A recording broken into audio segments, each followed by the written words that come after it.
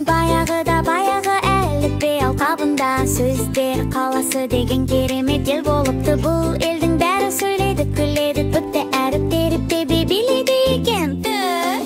Бір күні сіздер елінің ақылды ханшайымы Тілмәрием алаңға шығыпты.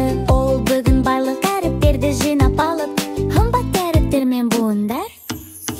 Бүгін біз буынның копиясын ашамыз. Буын деген не өзі? Ханшайым.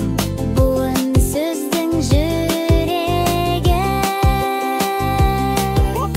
Әр сөз бірнеше буыннан тұрады. Мысалы балам еке деп кітап көрдіңдер ме? Әр бөлікте дауысты дыбыс бар. Дауысты дыбыс болса, буын бірге келер. Музыка күшейіп әріптер билейді.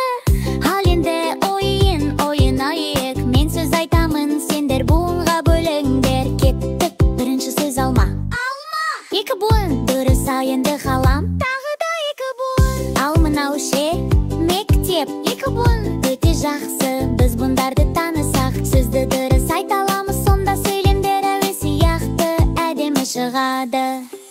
Ал дауысты дыбыс болмаса ше, онда буын болмайды. Сүйікті достары.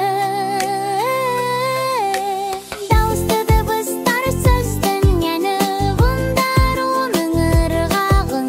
Сөздің жүрегі, әріптер оның тірегі. Тілмәриеммен үйренім, сөздер елін сүйемін. Сөйтіп сөздер аласының тұрғындары бұның нағыз копиясын ашты. Ал сен ше, балақай, келесі сабақта бірге жаттап, жаңа сөздермен саяхатқа шығайық.